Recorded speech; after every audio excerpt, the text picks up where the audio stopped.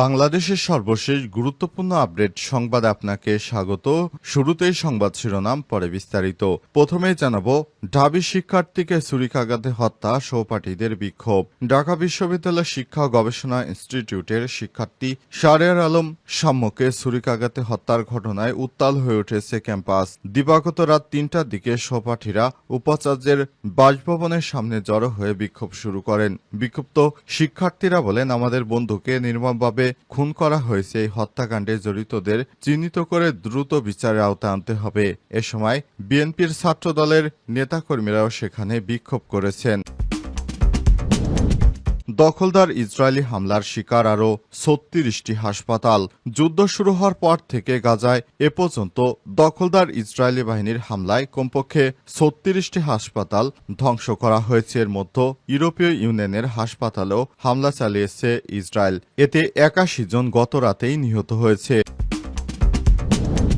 এবারে জানাবো, ইসরায়েলি হামলায় গাজায় নিহত ৮১ ফিলিস্তিনি। গাজা ভূখণ্ডে ইসরায়েলি বর্বরোচিত হামলায় অন্তত ৮১ জন নিরীহ ফিলিস্তিনি নিহত হয়েছে। এর মধ্যে উত্তর গাজায় ৫১ এবং দক্ষিণ গাজায় প্রাণ হারিয়েছে ৩০ জন। আজ এই তথ্য জানিয়েছে সংবাদ মাধ্যম আল জাজিরা। এরপর জানাবো, হামাস নির্মূল না হওয়া পর্যন্ত যুদ্ধ চলবেই বললেন নেতানিয়াহু।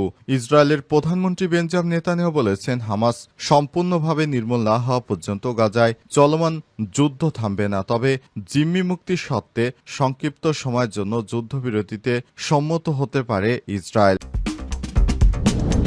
এবারে জানাবো, যুক্তরাষ্ট্রের সঙ্গে $৩০০ বিলিয়ন চুক্তি করল সৌদি আরব। যুক্তরাষ্ট্রের সঙ্গে $৩০০ বিলিয়ন সামরিক চুক্তি এবং অন্যান্য চুক্তি স্বাক্ষরিত করেছে সৌদি আরব, জানিয়েছে দেশটির যুবরাজ মোহাম্মদ বিন সালমান। আজ সৌদি যুক্তরাষ্ট্র বিনিয়োগ ফোরাম সম্মেলনে এই ঘোষণা দেন তিনি। এক প্রতিবেদনে খবর দিয়েছে আরব নিউজ। প্রিয় দর্শক, এতক্ষণ শুনছিলেন সংবাদ শিরোনাম, এবারে বিস্তারিত। তবে তার আগে বন্ধুরা, অনুরোধ থাকবে এই সংবাদটিতে একটি লাইক দিন। এই চ্যানেলে আপনি নতুন হয়ে থাকলে আমাদের সংবাদটি দেখতে দেখতে চ্যানেলটি সাবস্ক্রাইব করে রাখুন।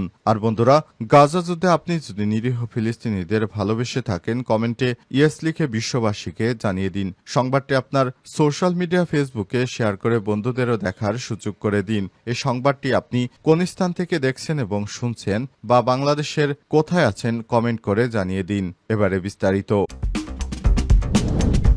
ঢাবি শিক্ষার্থীকে ছুরিকাঘাতে হত্যা, সহপাঠীদের বিক্ষোভ। ঢাকা বিশ্ববিদ্যালয় শিক্ষা ও গবেষণা ইনস্টিটিউটের শিক্ষার্থী শাহরিয়ার আলম শাম্যকে ছুরিকাঘাতে হত্যার ঘটনা ঘটেছে। এই ঘটনায় উত্তাল হয়ে ওঠে ক্যাম্পাস। গত দিবাগত রাত ৩টার দিকে সহপাঠীরা উপাচার্যের বাসভবনের সামনে জড়ো হয়ে বিক্ষোভ শুরু করেন। বিক্ষুব্ধ শিক্ষার্থীরা বলেন, আমাদের বন্ধুকে নির্মমভাবে খুন করা হয়েছে। এই হত্যাকাণ্ডে জড়িতদের চিহ্নিত করে দ্রুত বিচারের আওতায় আনতে হবে। তারা গণহত্যাকারীদের গ্রেপ্তার ও দৃষ্টান্তমূলক শাস্তির দাবিতে বিভিন্ন স্লোগান দিতে থাকেন ক্যাম্পাসে। নিহত শাম্য সিরাজগঞ্জের উল্লাপাড়া উপজেলার বাসিন্দা ফখরুল আলমের ছেলে। তিনি এফ রহমান হল ছাত্রদলের সাহিত্য ও প্রকাশনা সম্পাদক হিসেবে দায়িত্ব পালন করছিলেন। মঙ্গলবার ১৩ মে দিবাগত রাত ১২টার দিকে রক্তাক্ত অবস্থায় সহপাঠীরা শাম্যকে উদ্ধার করে ঢাকা মেডিকেল কলেজ হাসপাতালে নিয়ে গেলে কর্তব্যরত চিকিৎসক তাকে মৃত ঘোষণা করে। তার ডান পায়ে ধারালো অস্ত্রের আঘাত পাওয়া গেছে। নিহতের বন্ধু ও সহপাঠীরা আশরাফুল ইসলাম রাফি জানান, শাম্য ঢাবির আইআর ডিপার্টমেন্ট ২০১৮-১৯ শিক্ষাবর্ষের ছাত্র ছিলেন। রাতে মোটরসাইকেলে করে ঢাকা বিশ্ববিদ্যালয় সংলগ্ন সোহরাওয়ার্দী উদ্যান মুক্তমঞ্চের পাশ দিয়ে যাচ্ছিলেন তিনি। এ সময় আরেকটি বাইকের সঙ্গে ধাক্কা লাগলে উভয় এর মধ্যে কথা কাটাকাটি এবং ধস্তাধস্তির এক পর্যায়ে দুর্বৃত্তরা শাম্যকে ধারালো অস্ত্র দিয়ে ডান রানে আঘাত করে পালিয়ে যায়। নিহত শাম্য সিরাজগঞ্জ উল্লাপাড়া উপজেলা বাসিন্দা। বিদ্যালয়ের এফ রহমান কলেজের হলের ২২২ নম্বর হলের শিক্ষার্থী, সেখানে তিনি থাকতেন। ইসরায়েলি হামলায় ৩৬টি হাসপাতাল ধ্বংসস্তূপ, একই রাতে নিহতের সংখ্যা ৮১। যুদ্ধ শুরু হওয়ার পর থেকে গাজা উপত্যকা জুড়ে ইসরায়েলি হামলায় ৩৬টি হাসপাতাল ধ্বংস হয়ে গেছে। এর মধ্যে ইউরোপীয় ইউনিয়নের হাসপাতালেও হামলা চালিয়েছে ইসরায়েলি বাহিনী। যদিও ১৯৪৯ সালের জেনেভা কনভেনশন অনুসারে এই ধরনের আক্রমণকে যুদ্ধ অপরাধ হিসেবে বিবেচনা করা হয়। হামলা শুরুর পর থেকে এখন পর্যন্ত যতগুলো হাসপাতালে হামলা হামলা হয়েছে তার মধ্যে উল্লেখযোগ্য কিছু হাসপাতালে ভয়াবহ আক্রমণের বর্ণনা দেওয়া হয়েছে। আল আহলি হাসপাতাল 2023 সালের অক্টোবরে এক হামলায় হাসপাতালের গাড়ি পার্কিংয়ে আশ্রয় নেওয়া শত শত মানুষ নিহত হয়েছে। এই ঘটনার আগে দিনগুলোতে হাসপাতালে পরিচালক ইসরায়েলের কাছ থেকে সতর্কবার্তা পেয়েছিলেন বলে জানা গেছে। আল আওদা হাসপাতাল 2023 সালের নভেম্বরে ইসরায়েলি বিমান হামলায় ডক্টরস উইদাউট বর্ডার্স এর ডাক্তার মাহমুদ আবু নুজাইলা, ডাক্তার আহমেদ আল সাহার এবং আরও কয়েকজন চিকিৎসক জিয়াদ আল তাতারি নিহত হন। পরের মাসে ইসরায়েলি বাহিনী হাসপাতালে অভিযান চালায় ডাক্তার আদনান আল কুরেশকে আটক করে, যিনি পরে ইসরায়েলি হেফাজতে মারা যান। আল শিফা মেডিকেল কমপ্লেক্স 2023 সালে নভেম্বরে ইসরায়েলি বাহিনী হাসপাতালটিকে হামলা চালিয়ে 3 জন চিকিৎসাকর্মী সহ কমপক্ষে 25 জনকে হত্যা করে দখলদার বাহিনী। এদিন অকার্যকর করে ফেলা হয় হাসপাতালটি। জাতিসংঘের মতে গত বছরে মার্চ মাসে তারা দ্বিতীয়বারের মতো হাসপাতালটিতে হামলা চালিয়ে কমপক্ষে 22 জনকে হত্যা করে। পরে সেখানে 3টি গণকবর পাওয়া যায় এবং উদ্ধার করা হয় কমপক্ষে 80টি মৃতদেহ।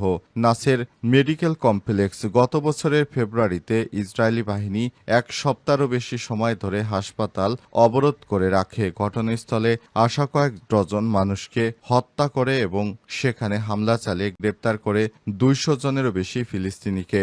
অবরোধের সময় কমপক্ষে 8 জন রোগীর মৃত্যু হয়। গতকালও তারা ব্যাপক হামলা চালিয়েছে, 80 জন মানুষ মারা গেছে। এ পর্যন্ত 36টি হাসপাতালে হামলা চালিয়েছে দখলদার বাহিনী। হামাস নির্মূল না হওয়া পর্যন্ত যুদ্ধ চলবেই বললেন নেতানিয়াহু। ইসরায়েলের প্রধানমন্ত্রী বেঞ্জামিন নেতানিয়াহু বলেছেন, হামাস সম্পূর্ণভাবে নির্মূল না হওয়া পর্যন্ত গাজায় চলমান যুদ্ধ থামবে না। তবে জিম্মি মুক্তির স্বার্থে সংক্ষিপ্ত সময়ের জন্য যুদ্ধবিরতিতে রাজি রয়েছে ইসরায়েল। স্থানীয় সময় রাতে আহত আইডিএফ এর রিজার্ভ সেনাদের সঙ্গে বৈঠকে সব কথা বলেন তিনি। বৈঠকের একটি ভিডিও প্রধানমন্ত্রীর কার্যালয় থেকে প্রকাশ করা হয় খবর টাইমস অব ইসরায়েলের। তিনি আরো বলেন, পরিস্থিতি এখন পরিবর্তনে রয়েছে। আমরা খুব শীঘ্রই পূর্ণ শক্তি দিয়ে গাজায় প্রবেশ করব। এই অভিযানের মূল লক্ষ্য হল হামাসকে নির্মূল করা বা ধ্বংস করা। হামাসকে নির্মূল করা এবং আমাদের সব জিম্মিকে মুক্তি করা, এটি দুটি কাজ একই সঙ্গে সম্পন্ন হবে। আমরা সেই পথেই এগিয়ে যাচ্ছি। এদিকে যুক্তরাষ্ট্রের প্রেসিডেন্ট ডোনাল্ড ট্রাম্পের মধ্যপ্রাচ্য সফর শেষ হওয়ার আগেই যুদ্ধবিরতি ও জিম্মি বিষয়ে একটি চুক্তি করতে দোহায় প্রতিনিধি দল পাঠিয়েছে ইসরায়েল। একই সঙ্গে নেতানিয়াহু বলেন, হয়তো হামাস বলবে আমরা আরো 10 জন জিম্মি ছাড়ব, খুব ভালো, দিয়ে দাও, আমরা নেব, তারপরও আমরা আবার অভিযান শুরু করব। তবে যুদ্ধ থামানোর কোনো প্রশ্ন নেই ইসরায়েলের বলেও জানান নেতানিয়াহু। নেতানিয়াহুর এই ঘোষণার পরও